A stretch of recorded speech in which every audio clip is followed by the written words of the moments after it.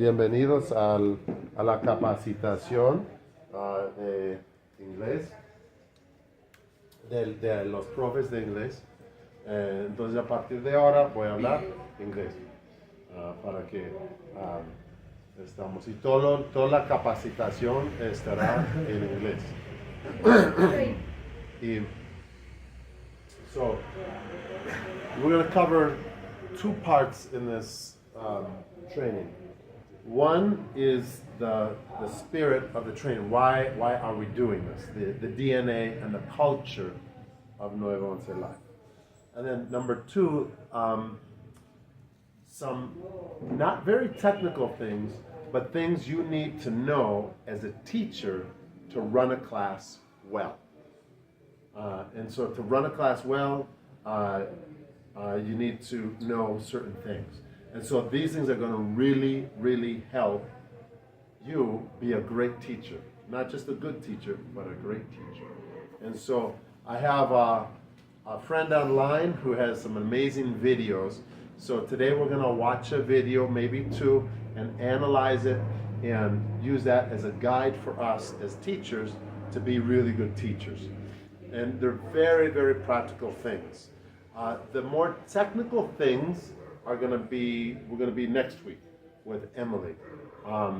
We'll talk about the curriculum next week.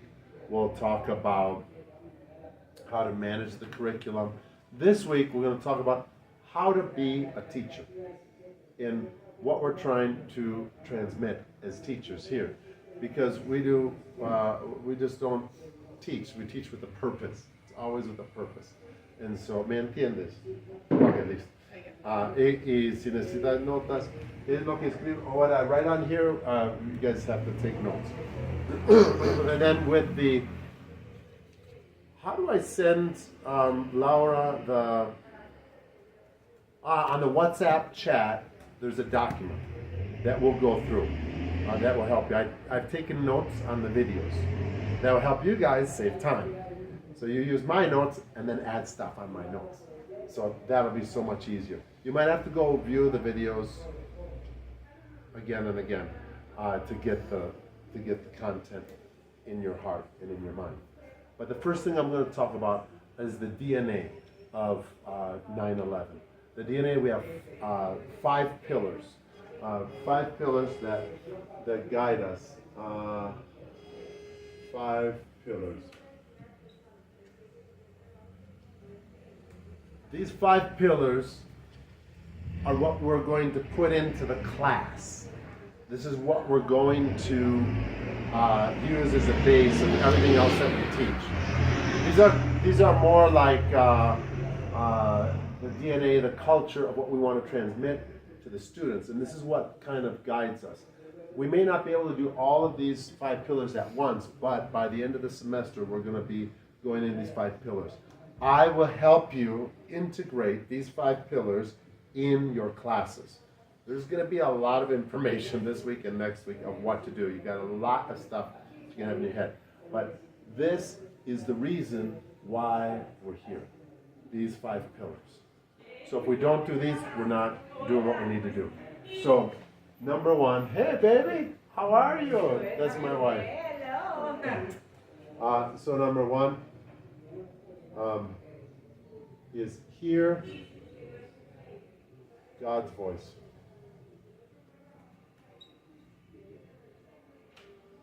The first pillar is to hear God's voice. This is so important because we can't get to the next steps unless we hear God's voice. Why is it important to hear God's voice? We have these students coming in from all over the neighborhood. We don't know who these people are. But if they can hear God's voice themselves, God Himself can guide them and direct them. We're not connecting people to a church, to a foundation, to a person. We're connecting them literally to God. And let me tell you, this is possible. You can connect people to God. They can hear His voice, and they can be directed by Him. Everybody thinks God is scary, but when you can talk to God, He's the most loving person in the world. He's the most loving Father you've ever had.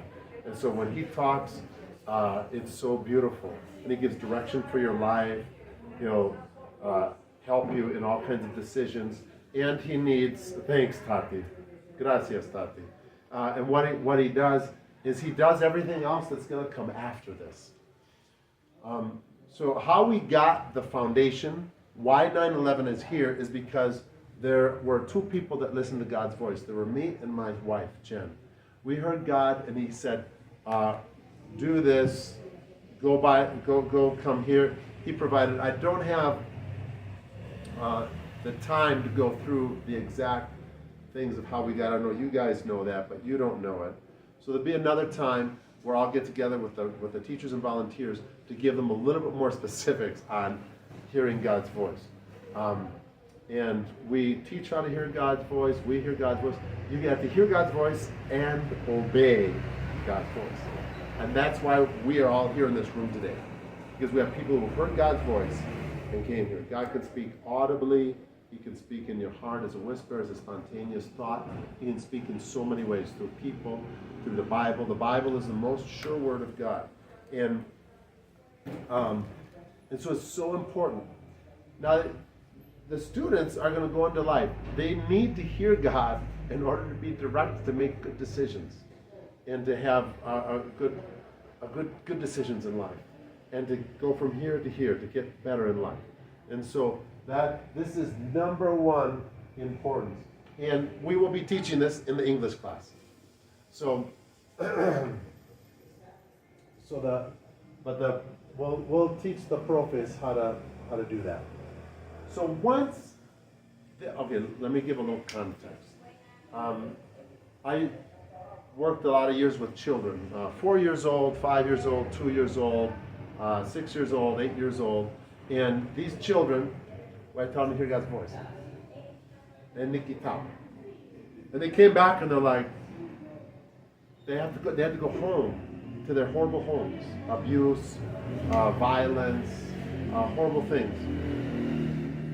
But if they could hear Papa's voice, Papa God's voice, in where we taught them, they could hear Papa God's voice in their house.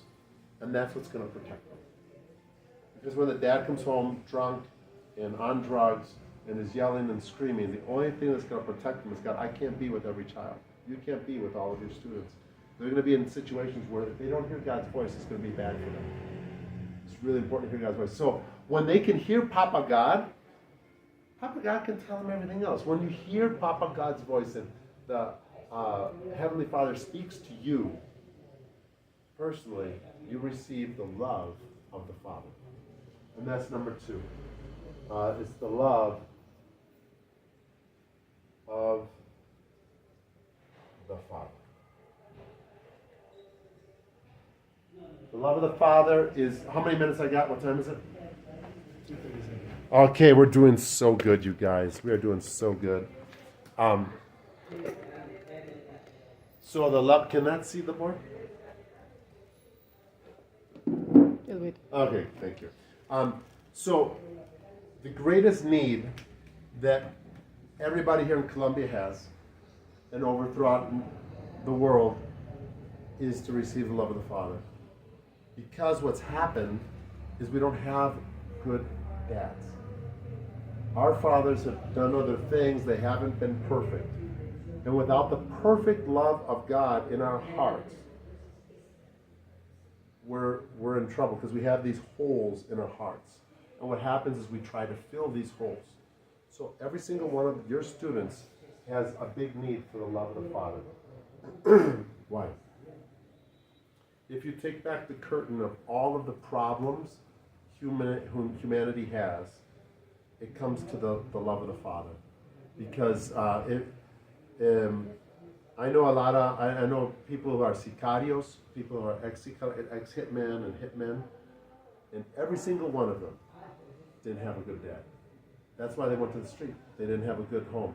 And they go to the street. And they're trying to fill what they didn't receive from their dad, because every single one of us has an insatiable need to be unconditionally loved and unconditionally accepted. And when our fathers don't do that, and when the world doesn't do that, we need to find it someplace else. And all the places never fill it. So we go to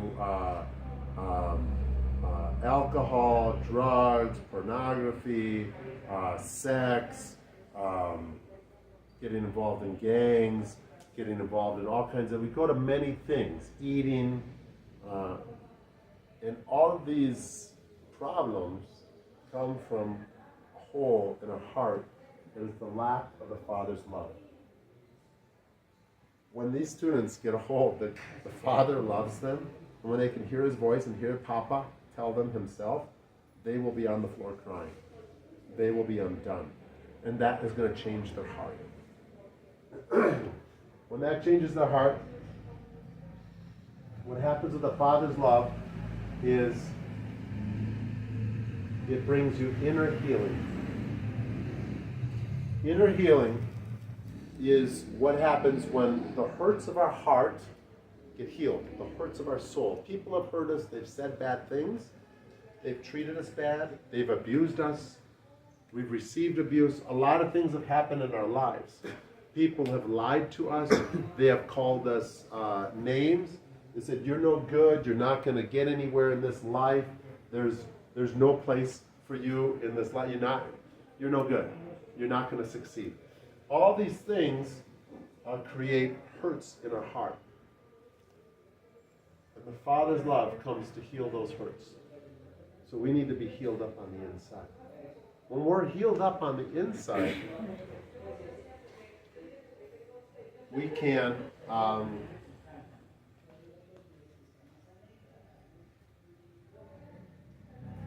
live super. Thank you. Super net. There's an A before that. Thank you. Live a super natural life. You can live a supernatural life. What's a supernatural life? It's a life of faith. It's a life where faith, you have the faith, crazy faith that crazy things happen. It's when you pray for people who are sick, they get healed. When they have a broken arm, it gets healed. That's a supernatural life. A supernatural life is telling people a message from God that they don't, that you wouldn't know otherwise. God speaks to you, gives you a message for somebody else. That's a supernatural life, because that will help them, and that will energize them, and that will send them on their way of direction in God. Supernatural life is casting out demons in people, because demons are there, they're oppressing, and supernatural life is casting them out. Supernatural life is living by faith, learning to live by faith, following God by faith, and by faith is everything. Supernatural finances, supernatural faith for everything that you need in your life. It doesn't mean that everything's going to be great, but at least you can start to live a life that is different, unique, incredible, and brings others to hear God's voice, receive the love of the Father, receive inner healing, and live in a supernatural life. So that's number 4. Once you do this, is number 5, which I kind of talked about, is healthy leadership. Healthy leadership. Healthy leadership is when you can live a supernatural life. You're a healthy leader. So what does a healthy leader do? Empowers other people. The healthy leader comes and empowers these other people to do the same. Empowers other people. A healthy leader isn't authoritarian. Isn't a person who says, I have more power than you, you have no voice. That's not a healthy leader. A healthy leader works in a team. Hey, what do you think? What do you think? A healthy leader works in a team. So here in Colombia, and a lot of times in the United States, there's very little healthy leadership. We do not understand what it is. So we have to teach what is a healthy leader, how to be a healthy leader. Healthy leader is empowering other people to thrive. Empowering other people to thrive. One, I'll give you one concept of a healthy leader, of a leadership. You're going to have a lot of students. So you'll have groups, let's say you have 20 students in your class. You need to form groups to talk, right? And we'll talk about that later, but you'll be forming small groups in your class. In those small groups, you want to empower a leader. So you find out who's a good leader, you empower a leader, have them be a facilitator in that small group, and then you can change the person. It doesn't always have to be the same person. But what you're doing, you're empowering that person in leadership. And you're teaching them about how to lead. So one way is to divide in small groups and put a facilitator or a leader in each of those groups that they respond to you. So it's, that's one way of empowering healthy leadership. Healthy leadership is it's a lot of things. But it's mostly empowering other people to thrive and do what God has called them to do. A leader, you guys are leaders. So you could come in the classroom and say, I'm the leader, you have to serve me. You students, you have to serve me. Where's my apple? Where's my lunch? Where's my things? You have to serve me, I'm the boss. But really as leaders, we're servants to them. We want them to succeed. We want them to learn English. We want them to learn how to live an abundant life. We want them to learn this stuff. And so your job is a servant, actually, not a teacher. So you come to serve, not to teach. The way you serve is teaching, obviously. And so it's a little bit different way of thinking about leadership. We'll get more in depth in this stuff later on, but it's vitally important that we do this. So in the other classes we will be doing, I'll be giving you tips of how to incorporate this stuff, our DNA, in the class. We have a couple values. Love is one of them.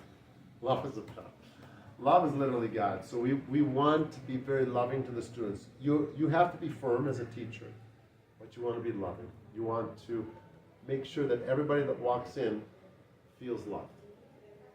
Feeling loved is not just like hugging everybody, but it's having an organized class, have the rules posted on the board, have the rules posted, organize, loving your students is preparing for the class. Loving your students is listening to them. Loving your students is a little bit more. So you're more than teachers, much more than teachers. You guys are much more than teachers. Because the only way these people are going to get transformed is through love. Why are we doing this English course? Because we believe that people can be transformed. We believe in transformation. We want to see a transformation in these people. We want to see them living a life of forgiveness, living a life of freedom. That's what we want to see, because we believe we have something worth sharing. And that's why we're here. We're going to do it through English, because it's also, that's what they need. We need providing a service that they're going to speak great English. Okay. Any questions on this for now? So, all of this, do I have another color? Can I have that color, please? We don't have any other colors? I could try to find one. Okay, that's fine. That's fine. It's 248. No, it's, okay, so here, these 5 pillars come from something. They come from worship. Worship and the presence of God. Presence of God. Want somebody to take a picture of this, please? This comes from worship and the presence of God. But why? When we first started 9/11, we did not start with programs or projects or anything for the community. We started as a worship room. God had given us the plans. He had given us everything we needed, the vision. But he didn't say when. And so what we did was we said, we're going to start a worship room. If we worship you, God, we won. This place wasn't like this. It was a yucky. It was all messed up. And so we did 4 months of worship. And we didn't start any programs because we were waiting on God to tell us when to start the program. After 4 months, he says, start the programs. And after 4 months, all the programs came. And that's where we started this. This all comes out of a place of worship, a place of presence of God. And that's an important part. It's 250. Okay, can you take this to Peely for me? Yes. Should we give her a clean one? We got a picture of this? You guys can send me the picture. I do.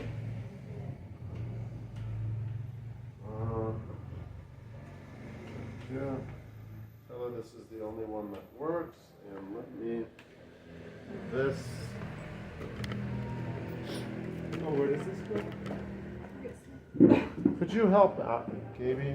We're going to take a pause. 5-minute break here. What's this? What the video is saying is that your job is to get your students to talk. Get them talking. And our curriculum that we have is a very unique curriculum for two reasons. That's very, very unique. It's an incredible curriculum.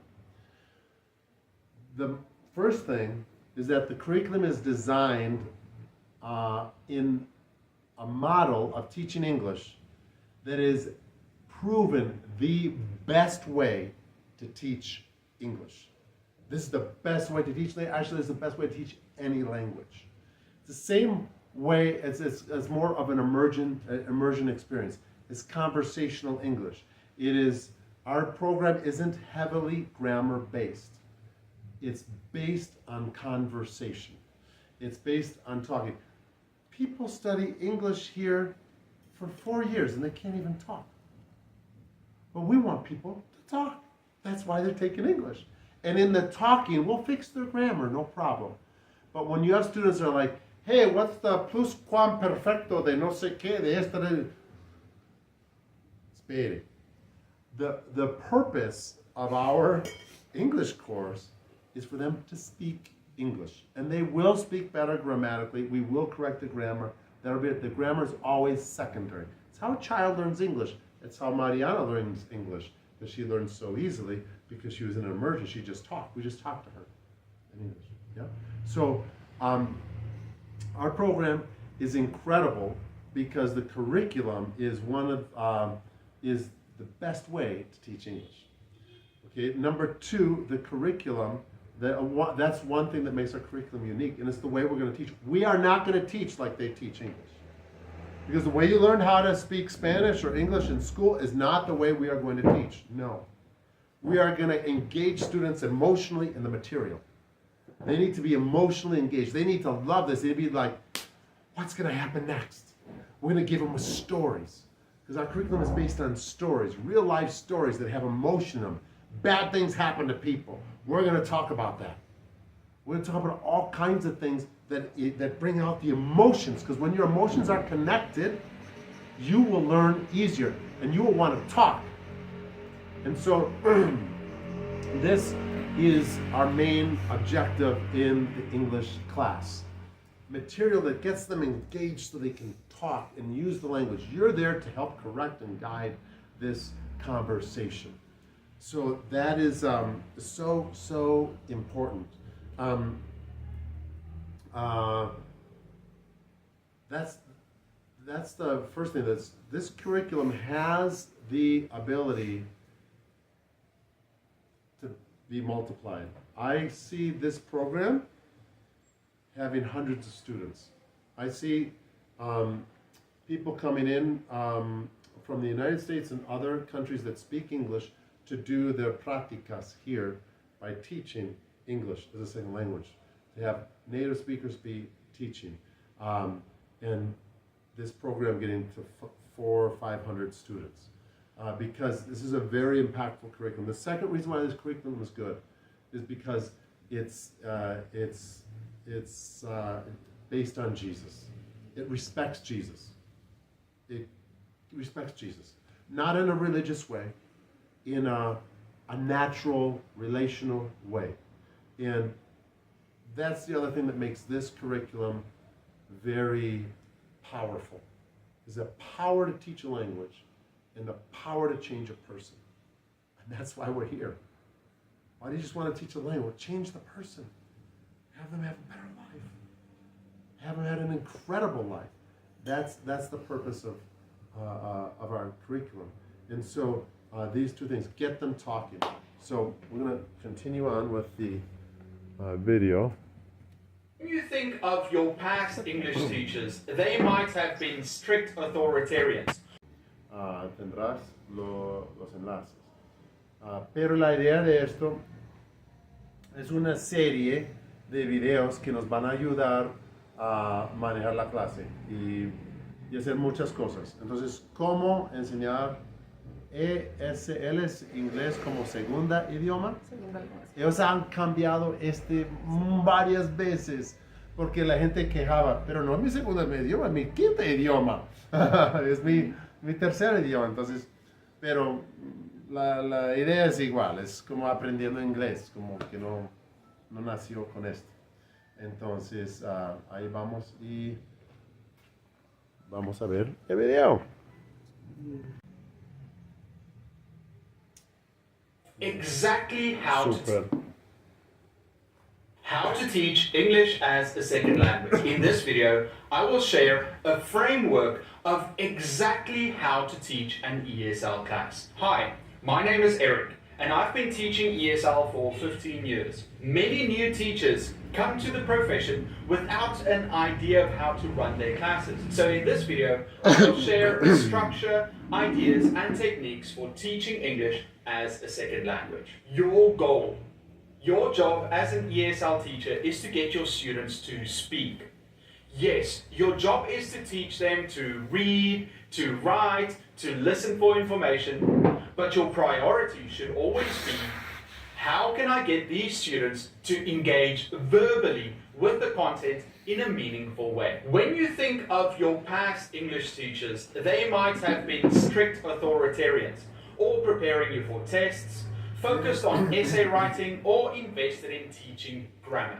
But 90% of ESL teachers abroad, your job is to improve your students' English. And the best way to do that is to improve their speaking. You might say that the core skills should be grammar or reading, but that is not true. Students, their parents, and society value their ability to speak the language more than anything else. Note, this is a normal ESL class and not if you have to prepare students for an exact test or activity. The best thing you can do for your students is to make them confident in using English. And what is the scariest thing? Speaking in front of other people. So, the content for this video. I'll show you how to start class, a warm-up game you can play, teaching, practice, and review. Starting class. When your students enter the classroom, smile. You want to be friendly and approachable. Make firm eye contact so that they know that they can trust you, and also know that you are not a pushover. Then engage them. Ask them questions about their lives. What's a pushover? What is a pushover? He mentioned a word called pushover. Do you know what a pushover is? Kind of. What do you think? But I don't know how we can explain it. What do you think a pushover is? Maybe someone that you could that their authority isn't too high. That the students Someone you think don't they take can come up over. seriously. Somebody you don't take seriously. What do you think, Mark? You can just push them over. You push over their leadership. So a pushover is somebody who doesn't who can be influenced, you don't take seriously. Basically, you don't take seriously. Somebody who you don't take seriously. So he mentioned a pushover.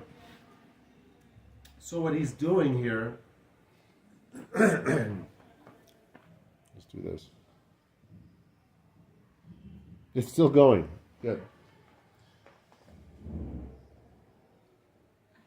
I need a technology person.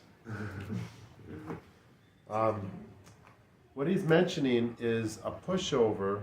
You guys know what a pushover is? A pushover is somebody who, what did you say, Abby? You don't take seriously. You don't take seriously. If the students don't take the teacher seriously, what's your class going to look like? Chaos. Chaos. The students are going to be the leaders of the class, and you'll be trying to follow them. Hey, hey, hey, no, don't do that. No, be quiet. No, no, no, no. Hey, be quiet, kids. Ah, now they're leading the class and you're following them. You're a pushover. So he's giving you techniques not to be a pushover. Now, we want to be loving, but we want to be firm. Love with a smile, but he's saying the students need to know who is the leader in this course. You're the leader. You need to show them that you're the leader. He's giving you techniques. What's the technique that he gave us? Smile and look at them in the eyes. Yes! Come on, girl. You did it. Come on. Okay. Smile, welcoming, and look them in their eyes. Look firm in their eyes. How do you look firm in their eyes? Your eyes. The least knowledgeable person ever. Just look at, as you talk to them, you look at them in their eyes. Like Instead this. of like alright. No, just like look at them in their eyes. Yeah, so you look them in the eyes. So that's good. So we want to not be pushovers. We want to be welcoming, smiling. We're loving people, but you better obey in my class. Because I'm the leader. This is what we're doing, and now we're going to go do this. But don't threaten them. Like, you better obey. But you want to show them that, hey, I know what I'm doing. I'm in charge here. It's going to be okay. Okay. What did I do? Their likes, their family, their weekend. This in I'll questions just keep it about their going. lives.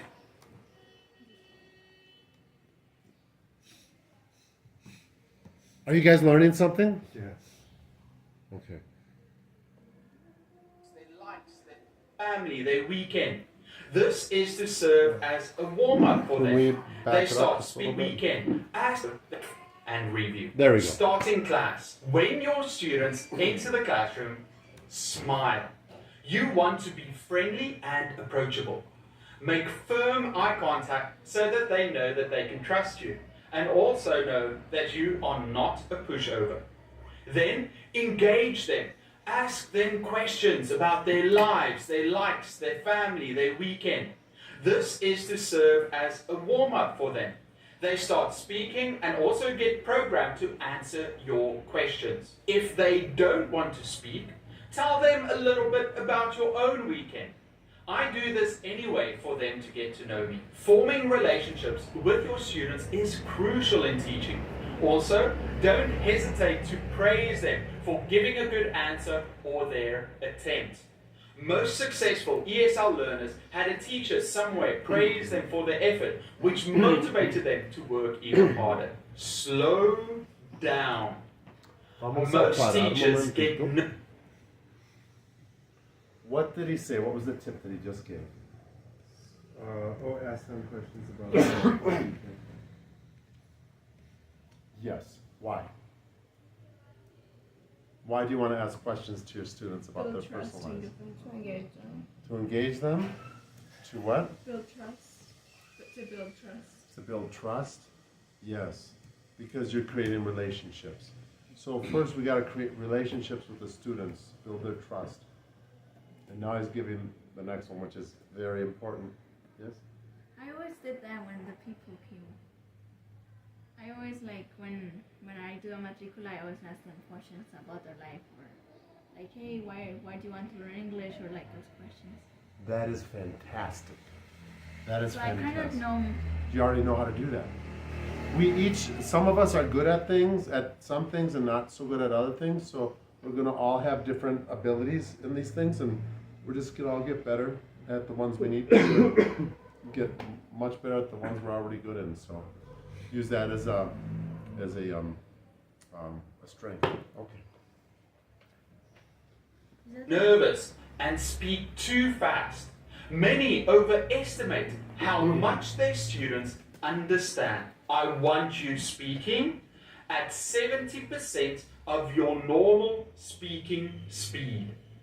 Once your students get used to your voice, accent, and way of speaking, you can slowly increase that speed. Slowly. If this is your first class, you can share the rules and procedures with them. I've done another video on your first day of class that you can see here. Then, wait for the class to be seated. They're quiet and they have their eyes on you. They are paying attention. Students cannot... I think he's gonna say about this later, but he had in the words, it said over enunciate. What does over enunciate mean? To not mumble. What does over enunciate mean? To not mumble, to pronounce your words. To pronounce your words. It's to pronounce your words well. So when I talk, I will enunciate each syllable that I am saying, and I will speak slow. So when you speak, slow down and over enunciate so they can hear every syllable. That's what he's saying. So that's especially important for native speakers of English, like you three. You have to slow down and over enunciate. Do not mumble, and just be nice and slow. Good. Focus on multiple things at the same time. Wait for them to look at you and give one instruction at a time. You do this because you are the class leader and your words have value. They will have to wait for you to speak. Don't try and shout them down or speak just because the class should start. You may ask them to settle down, but it is against class rules for students to talk while the teacher is speaking. Explain to your students exactly what will happen in that day's class. Hi everyone, today we will learn about the past tense. What is the past tense? It's when I talk about yesterday or last week. On Adapted Mind Reading, stories are designed to build vocabulary and comprehension. There are Yesterday, I watched a movie. What did you do yesterday? So start by asking a confident student to get the ball rolling. Good. Yesterday, he ate chicken. Great. What did you eat? Point to another student. Rice. What did she eat? So you're asking a third student to answer what their friend ate. She ate noodles. Excellent. Well done. Did you notice my overuse of encouraging words? Good. Great. Excellent. Half of your job as a teacher is to motivate your students.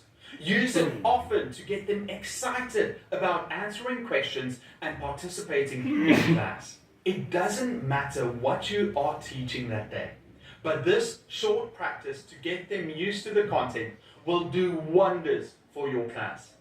They will know what they will learn, they understand some of the basics, and in many cases, they have already learned it before and now are reminded. Learning is all about creating connections between your students' previously acquired knowledge and what they will be learning. So find out what they know through questioning. Then build on that knowledge by making more connections. You can connect to their past experiences, the things they enjoy and their feelings. For example, what did you eat yesterday? Chicken? Oh, what's your favorite fruit? Pineapple? Oh, really? I ate pineapple yesterday. I can show them a picture of SpongeBob. They know that they like SpongeBob. What does SpongeBob eat? And I write eat on the board. Then I show them SpongeBob with a Krabby Patty hamburger. He eats hamburgers today. I point down when I say today. What did he eat yesterday? I write ate and point backwards. Yesterday he ate a hamburger. You'll see that I over-enunciate the words. This is for the students to learn. So, slow down, over-enunciate, and add emotions to your words. I also use TPR. What is TPR? Total Physical Response. It means that I'm adding actions to the words and encouraging the students to act along with me. They are far more likely to learn that way by adding physical movements to the words. See, it's all about creating connections. I wrote the words on the board, I added emotions with my words, I used TPR, and I gave them a visual clue with SpongeBob eating a hamburger. All these things together make more connections and allow them to learn better. And that is only the start of class. So, to recap, get your students to speak, add connections, tell them what they will learn that day because it focuses them on the goal you want to achieve. Now, when teaching, it is absolutely crucial that you add routine and structure to your classes. Students need to know what will happen when they enter your class. It doesn't mean that every class should be exactly the same, but students, especially children, need that routine in their lives. That consistency reassures them. What do I mean by that? If you have clarity about what you are doing, the order of the activities, how long an activity lasts, and when things will end, it makes you more confident in your lessons and the students will trust you more. Let's take public speaking for example. If I invited you to listen to my speech and I told you the topic, but I didn't tell you how long the speech would be, you would get annoyed at the length and uncertainty. But if I told you, hi everyone, my speech will have 3 distinct parts. It will last 10 minutes and this is what you will learn by the end of it. Now you know, oh, there are 3 parts, it will last 10 minutes and this is the objective of the speech. You feel more relaxed and have more confidence in me as the speaker. So back to teaching ESL. Structure is important. First, say hi to the kids, introduce the topic for the day. In your introduction, you can do the housekeeping and chat a bit. Build relationships, get them to talk, explain the topic and what they will do that day. Now, the warm-up activity. This is to get the students working together and speaking. I like to use group or partner activities. You can use flashcard games, board games, group discussions, or questions to a partner. I've got a book with partner questions on 50 different topics you can check out here. Very young students, start with a chant. If I'm teaching phonics, I like to start with the ABC chant. A is for apple, apple. B is for ball, ball. You can do it the whole year around. It's fun and they learn from it. It also eats up time and calms the students down. After the warm-up, you can ask some feedback from the students. Ask groups what they did or individual students about what they learned from their partner. For younger learners, ask them to do the move for a word. What is apple? Apple. Note, It's much easier for students to talk about their friend rather than focusing on themselves. So if you get the students to do partner questions, what did he do yesterday? He played phone game. Oh, he played a game on his phone. You repeat the correct sentence. Students learn from that. You are their primary source of the language. Always remember that. Teaching. After warm-up and feedback, it is on to the teaching part of the lesson. Here you will explain the grammar or go through the book. It is very difficult to start your own curriculum from scratch. Most schools will have a curriculum for you to follow, but if you don't have one, find a book series from one of the publishers. They have some of the best teachers creating these. So you can find a series of ESL books that suit your style of teaching and has content that matches your learners' needs. Go through the book or teach the grammar. There are two ways to teach grammar: the inductive method or deductive method. Deductive, you give the rule, then give them examples afterwards. Or inductive, you give them the examples of the rule and they have to figure it out. Could you So, stop it? deductive, I give... So, what's deductive? There's two ways to teach, deductive and inductive. What is deductive? You give the rules of the rules first, and then Okay, give me an example of a deductive. What would you do? You're going to teach the verb to be. I am, you are, he is. How do you teach that in a deductive way? He was at the store. How do you teach?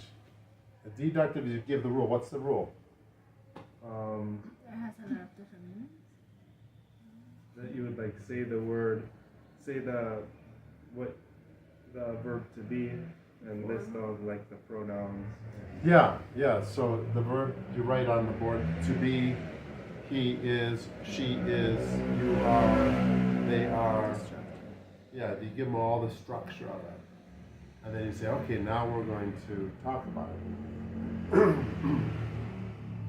That's the deductive way to do it. Inductive, what do you guys think inductive is? Probably give them the example and then explain the rules in it. Yeah, the inductive is giving them the content first. Inductive would be give them a story that uses what you want to teach. So you're going to use the word to be. So he is a carpenter. His name is John. He is tall. He is fat. And so his wife is skinny. And so you give them the content and they kind of have to figure it out. This sometimes makes people a little bit annoyed because I want to know the rule, But it's not how we're teaching. We're teaching in an inductive way. So we first give the story and you as a teacher give many examples, or you give many sentences in the story and you repeat, and then you have them answer the questions.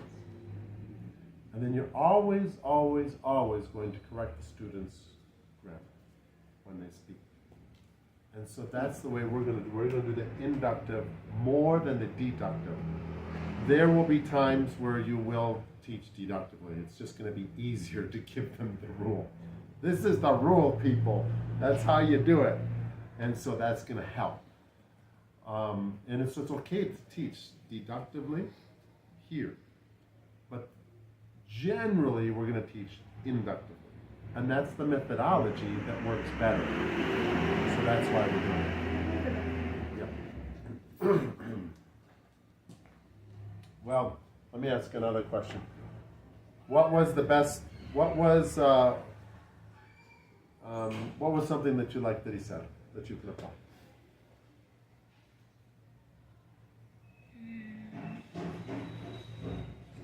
Laura, what do you have? Something that we like of the video. Yeah. Maybe that you talk about the motivation on your students. That is an important thing. And how do you motivate them? We try to engage them and involve them with things that they like, or try to ask for something that they usually do, or things like that. Awesome. Because if they're not involved emotionally or they're not engaged, we've lost them from the start. It's like super important. Excellent. How about Gabe?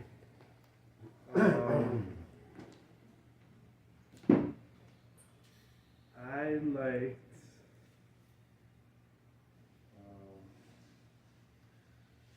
I liked what he said about being prepared for the class and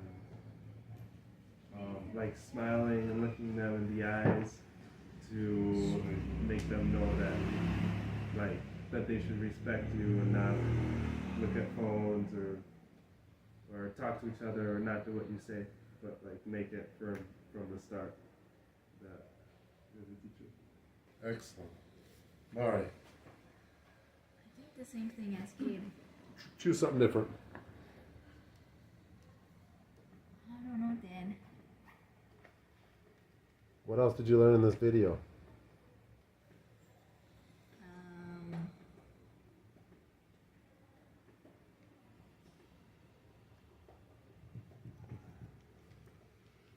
I learned something. That it's important. You're not gonna get out of it. Keep thinking. That it's important to have structure in the classes, and tell the students what to expect when they first arrive. Tell them what they'll learn by the end and what you're gonna teach them. Okay, so in the beginning, give them the expectations of the class. Mm-hmm. It's nice to know how long the class is too, but they'll know from the schedule. Yeah. So that's awesome. Did you find something? Well, I don't really know. I don't know, just like talking to them slowly and repeating the answers over and over again so they get what the answer means or what it means. Okay, good job. Okay, vamos a, let's continue. Give them the rule. I am, she is, they are. She is only one, so it's she is. They are many, so it's they are. Or inductive, I say he is, the boy is, a teacher is. What do all of them have in common? Oh, the only one. It works both ways. I use whatever is best for the situation. During the teaching phase, you want to constantly ask your students questions. If there are dialogues or reading parts, get the students to read. You want them actively working on the lesson, concentrating. They know that you will randomly ask them a question or to read. They will focus in class. I make sure to ask all my students questions throughout the lesson. If they aren't paying attention or messing around, point them out and politely ask them to focus. If it continues, ask to speak to them after class or have a word with them when class is busy with an activity.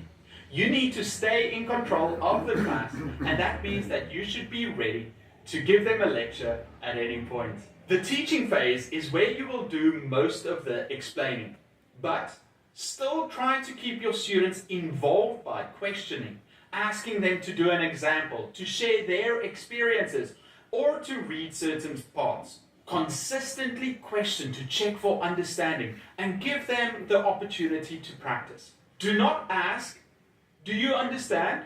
Ask them to give you examples. If you ask, do you understand? Most students will just nod along. By asking them an example based on their own experience, it allows the other students to learn too. As a side note, I ask, do you understand? Not as a means to test their understanding, but rather to wake them up. Do you understand? They nod. Oh, okay, give me an example. Stay in control. That is something else that you've got to understand as an ESL teacher. Learners have a limited attention span. They can only remain focused for a short time. Younger children have a shorter attention span than older students. So you need to switch up your lesson every few minutes with questions. Change your voice. Do not be monotonous. Use various activities during instruction. For example, when they are falling asleep, ask them to, wake up, quickly play rock, scissors, paper with your partner. Then ask the loser a question. Or get them to write down 3 random words. Then ask them to share it with you. Keep the lesson constantly progressing. A large part of teaching is controlling energy. If they become bored, add excitement. If they are having too much fun, rein them in by telling a story related to the work to calm them down. I call this energy management. You have to control the ebb and flow of attention and energy in the classroom. Do not teach for too long. Do an activity, then let the students practice. Take feedback from the groups. Teach a topic for a couple of minutes. Check for understanding. Practice an activity, then feedback. Centrógena Ribus, un antisignos a favor de lo mejor para ti y tu piel, con eficacia científica en 4 semanas. If you want to ace your paper, download Grammarly. Are you? If you teach for 10 minutes straight, you will lose students and some of them will eventually act out. So to recap, start class, warm up, teach. While teaching, ask questions, do activities, get feedback, then practice. When you have covered everything you need, Mari, what have you learned in this section? What have you guys learned in this section? What he's destroying some preconceptions we had about teaching, right? What is what's his main point? Talking. In this section that we just listened to, what's he saying as a teacher?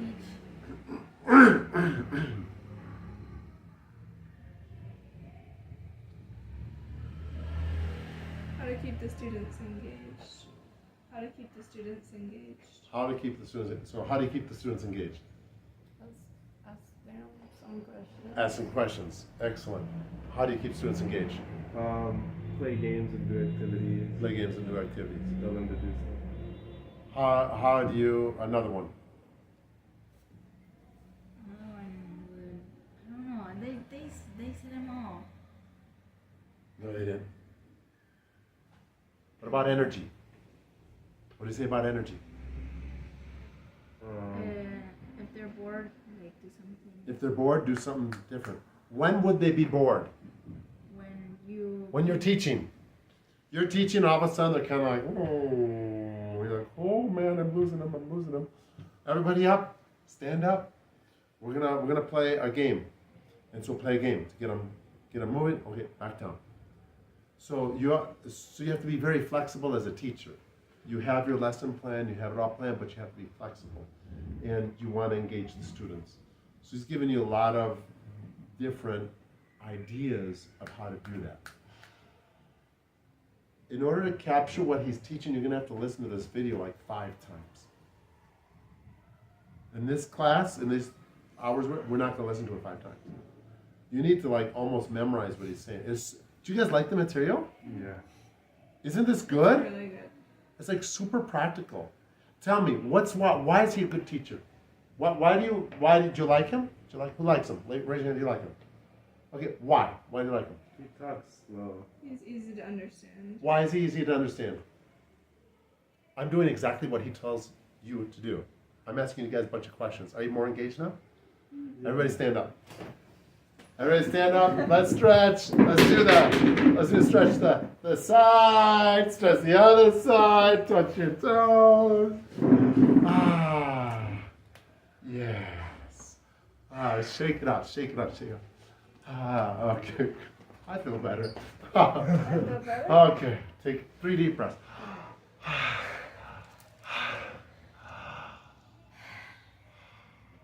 Okay. I can sit down. So, I know usually I'm a better teacher, but today I feel really bad. I'm struggling with this cold thing. So I'm usually much more engaging, but whatever. So we like him. What's another reason why you like him? Because he. Yes. What's he doing? He's like moving his hands and acting out. Just look at his eyebrows. Literally, they're like woo.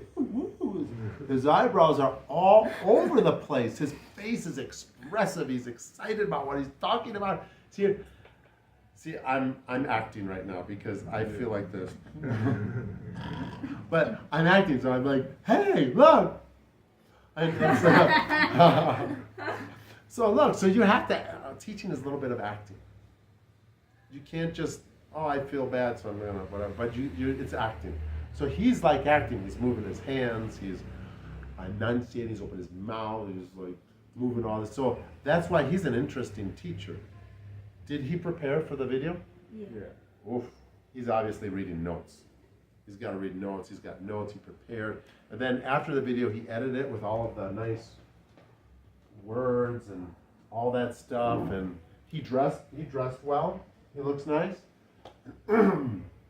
Here we don't focus on dressing nice. We focus on our hearts more than what we look like. But it's good to have a good appearance, you know.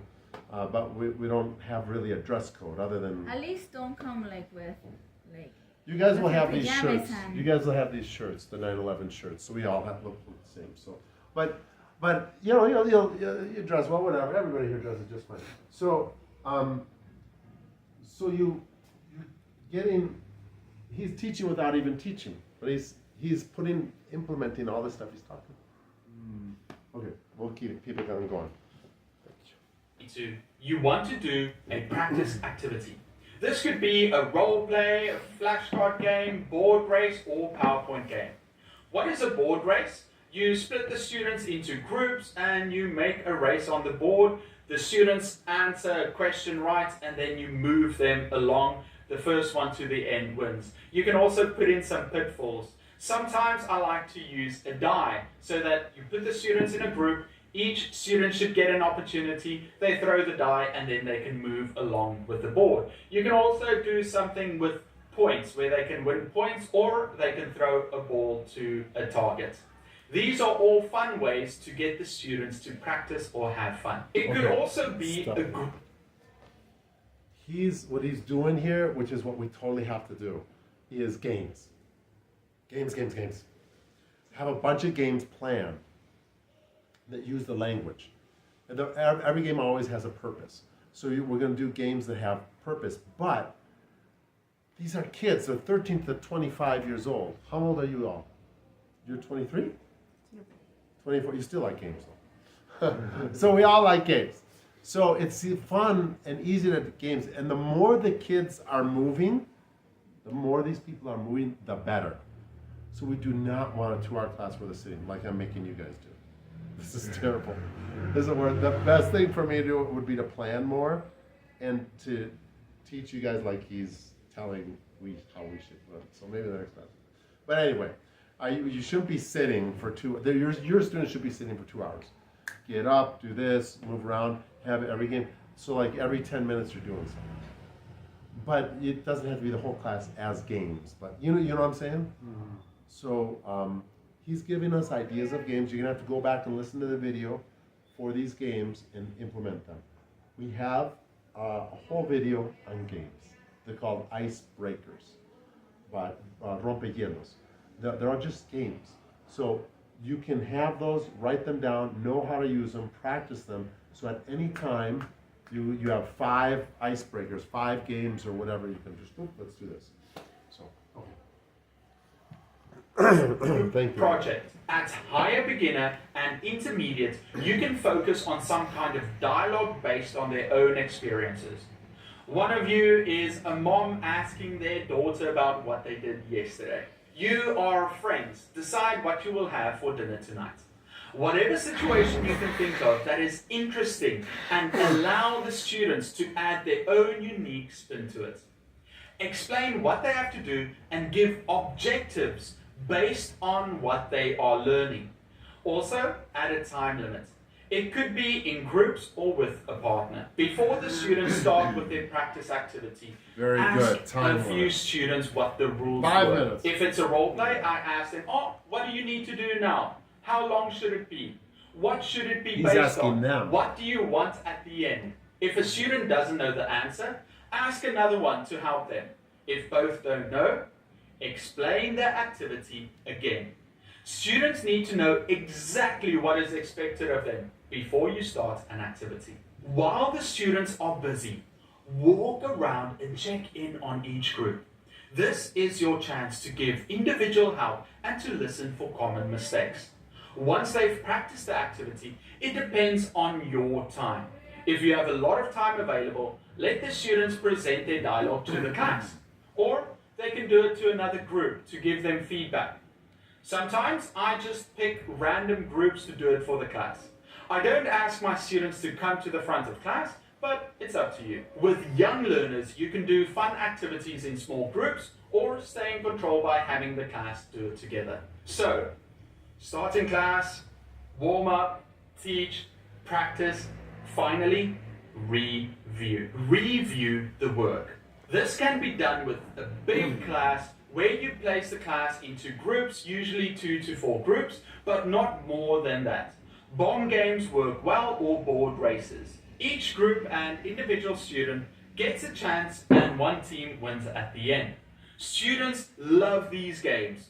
The reason this works so well is because students enjoy the competitive aspect of the game. You also do it at the end so that they have something to look forward to during class, and it ends the class on a high. The final step of teaching ESL is reflection. Students don't often think about what they did, so I do a quick run through. Today you did the warm-up, we talked about this, you practiced that.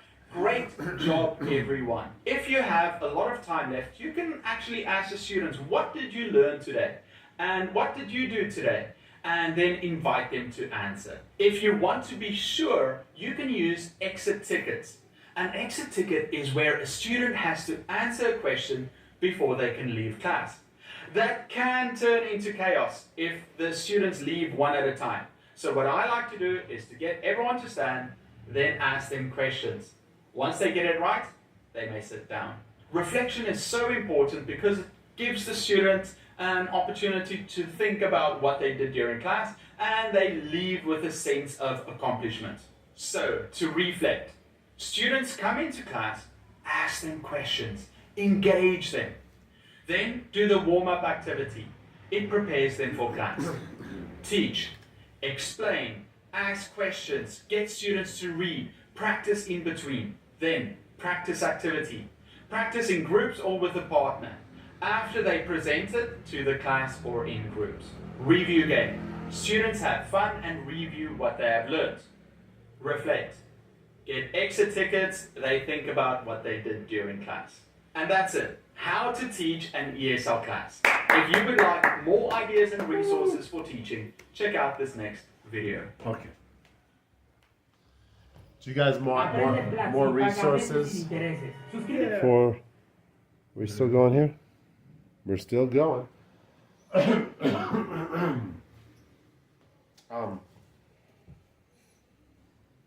So what did you guys like about that? Like the last part?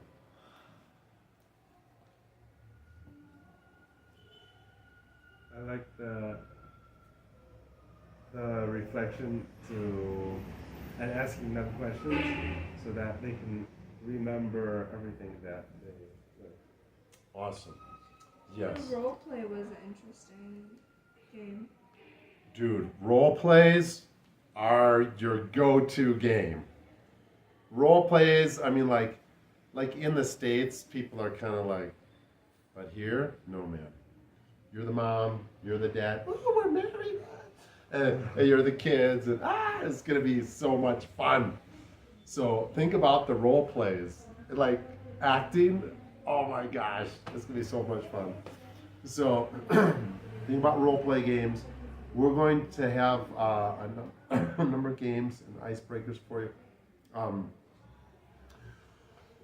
What might happen is y'all are kind of new teachers. as a new teacher, one thinks like, oh, feels like a lot of pressure, and there's a lot of information. We have just started today. You can imagine there's a lot more. But as a new teacher, you might think, oh my goodness, I don't want to be a bad teacher. There's going to be areas where you're better and areas where you're not so good. Here at 9/11, you can mess up. You can have mistakes. You can make mistakes. We do not expect you to be perfect, okay? So don't think like, everybody's watching me, I gotta be perfect. That's not the thing. We know you're gonna make mistakes. I make mistakes. Everybody makes mistakes. But we're here to help each other. So as teachers, you need to help each other. Like, Laura's like, hey, I'm not so good in planning. Can you review Abby's really good in planning. Abby, review my planning for my class. What do you think? Laura's really good in inventing crazy games that really work. And Mari's like, or Gabe's like, I don't know what to do. Help me, what game should I make for this? And Laura's like, I don't know, there you go, you're done. And so you need to form a team of teachers that help each other. You do not have to do things isolated and alone. What you're going to learn here, what you should learn today and in these days is it's more responsibility than you realized. Your responsibility that we are giving you is much more responsibility than you realized. And the teaching isn't just for the hours of the class. Teaching is a lot of planning. So if you do not plan, you cannot be a teacher. It's simple. If you plan well, it doesn't matter what mistakes you make. If you don't plan, that is literally part of your job. So if you don't plan, we're not going to function well because you're going to have so many problems in the class. You need to plan well. There's a lot of planning in the curriculum. We're here to teach. You have a group of teachers to help you plan. You have Tatiana, you have me, you'll have another person we're going to hire that's in part of the social work portion of this class. So planning well. And we're teaching you how to plan. Yay! You don't have to make it up. What does it do? This, and this. It's becoming easier. So, what time is it? 4. Okay. So, 4:59. super. We started like a half hour late. If we can get done early, we'll get done early. But now after listening to this guy, I already listened to him a couple times. I'm like, we should play some games. So maybe not. So for tarea, why are we all like? Everybody likes the brakes on these things. So for tarea, for the homework, we have this. For example, I have a format. Number 1 is make the lesson plan for your first class. We're going to do it in the same way that he told us to do it, okay? The beginning of class, the warm-up, teaching the content, teaching the material, and have them practice the material, and then review. Does that make sense? On the video, when you look at the video again, you'll have those points. So we want to make the lesson plan for the first day of class. This is not due tomorrow, okay? Because it's not enough time. I think this would be good to start, if you can start, today, tomorrow, Friday, but have it be due next week, Wednesday, okay? You're going to change this. We're going to help you change this. This is not like written in stone, but you want to start thinking about the first lesson plan for the first class. The teaching portion, the content you will be teaching, you don't know. So just do teaching.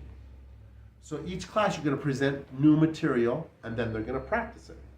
Does that make sense? Basically, English is present you new material, you practice it, and then I test you in the class. And so that what you teach is the curriculum that you'll get to know next week. So just put teaching. But all this other stuff, I want you to detail and plan really well. What you're going to do, where you're going to be in the class, you're going to smile, you're going to be at the door, this. And so make the lesson plan for the first class without the teaching part. Just put teaching, yeah. Teaching, review. Does that make sense? Okay. Number 2 is write down the routines that will always be in each of your class.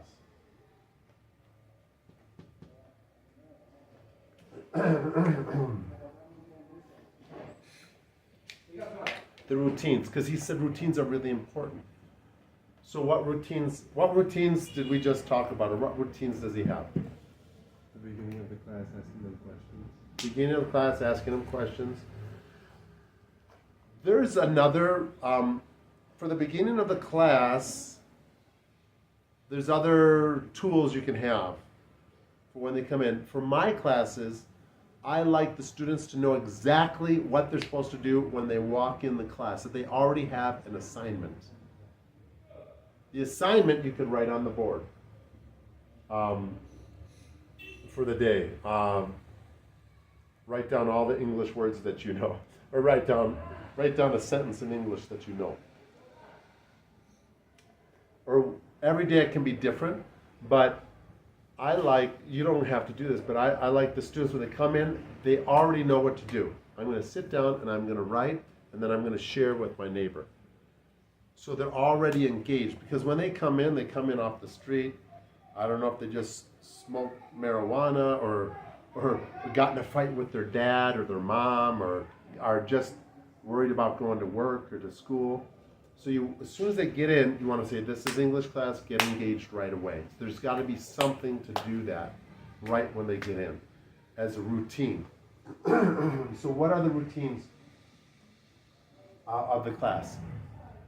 No, it's just think about it and write down what you think would be good on the class, okay? Number 3, what are the 3 to 5 most important rules to be posted in your class? What are the rules? He gives his 3 rules, so you may want to wait. He gives his 3 rules. His 3 rules are, don't be shy. Don't be shy, respect other people, and when somebody else is talking, you do not talk. Those are really cool rules. As a foundation, we have un manual de convivencia. ¿Es como se dice? Un manual de convivencia. So that will be that's like a lot of stuff. There will be somebody helping you to go through that manual de convivencia, one of the first classes. I don't want to get ahead of myself. But we'll think about the rules that you want to be posted in the class. What I would like is all of them to be the same.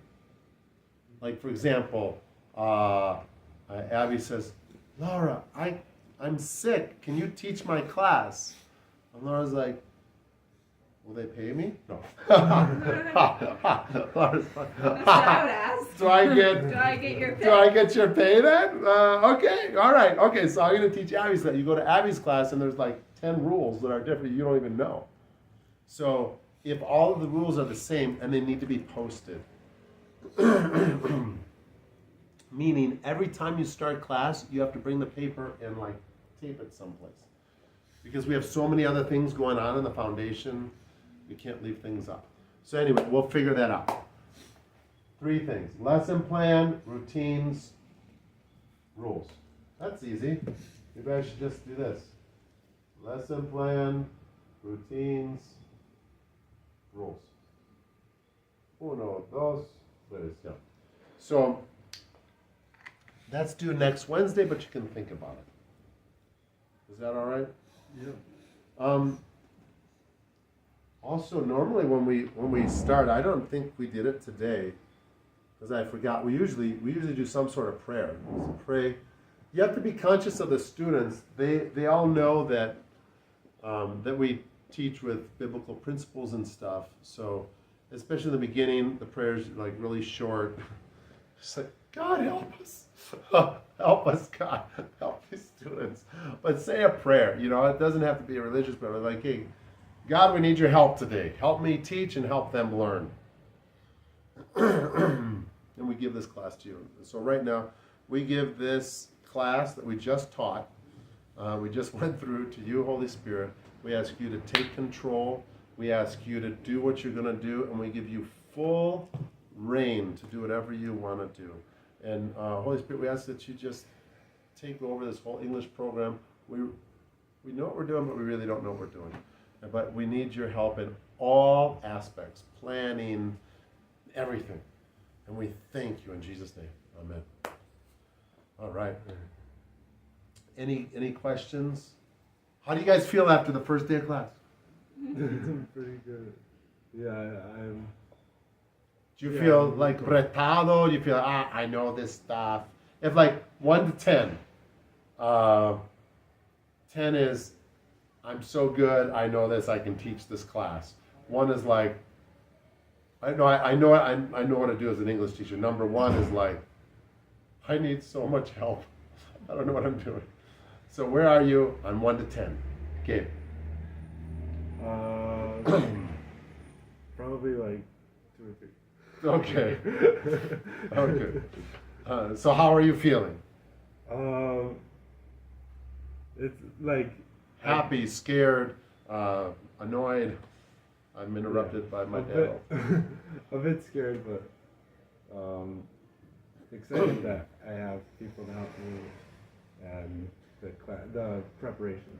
I'm really very happy because of the preparation and all of these classes. Good. Laura, 1 to 10. I think like 8 probably. So you're feeling good Because about this? I teach in the university and schools and things like that, and I already know kind of. Good. And I have a template that I can share to The whole group? I have this one to my university, but we can use them. I can adapt it. Here, just. Template.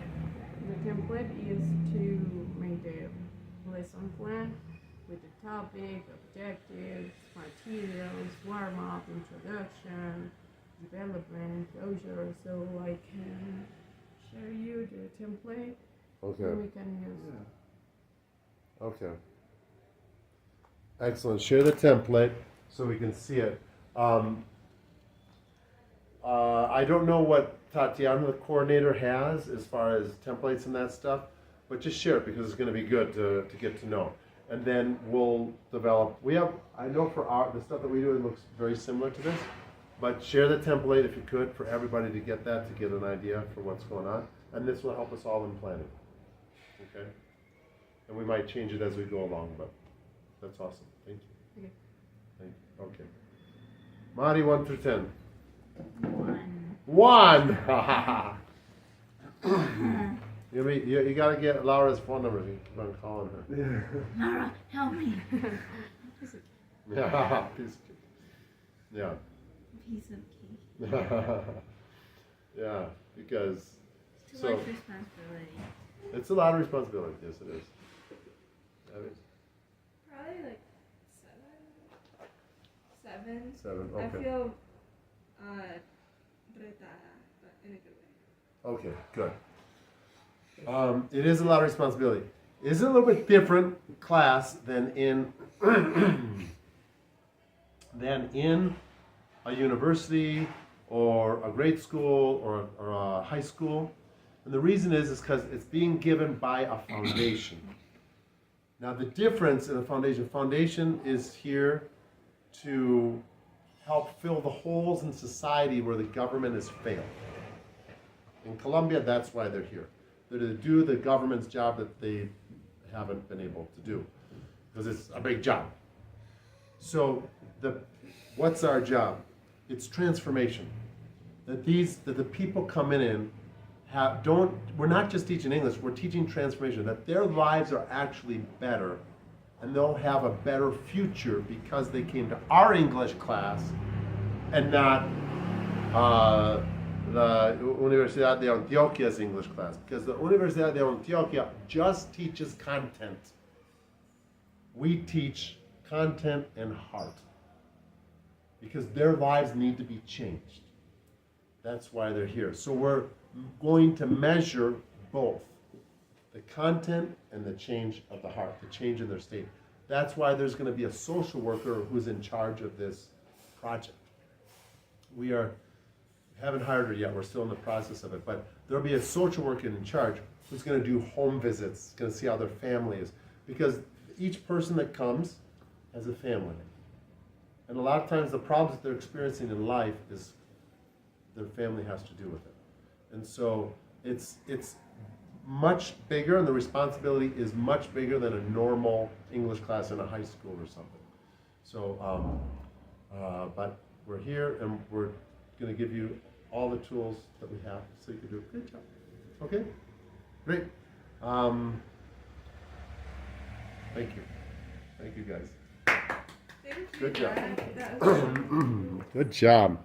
Best thing you can do for your students is to make them confident in using English. And what is the scariest thing? Speaking in front of other people. So, the content for this video. I'll show you how to start class, a warm-up game you can play, teaching, practice, and review. Starting class. When your students enter the classroom, smile. You want to be friendly and approachable. Make firm eye contact so that they know that they can trust you, and also know that you are not a pushover. Then engage them. Ask them questions.